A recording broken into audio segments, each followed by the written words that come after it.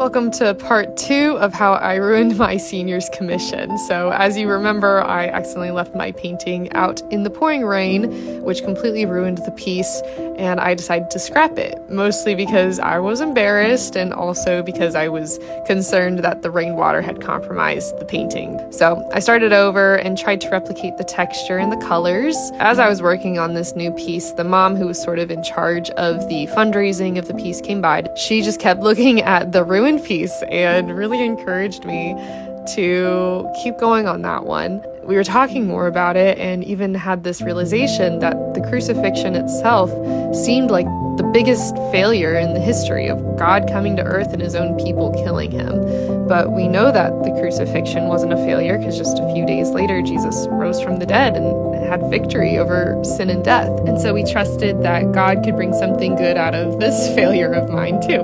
So I continued with the ruined piece with the new confidence and new excitement for what God could possibly do with this piece, and finished just a few days later. I presented the final piece to the seniors who loved it, and they helped me name the piece Love's Unfailing Victory.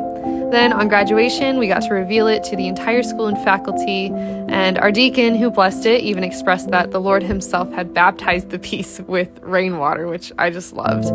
So now the final painting sits at Chesterton Academy of St. Philip Neri in Kansas City, Missouri, as a reminder that in the midst of failure, God has the final say.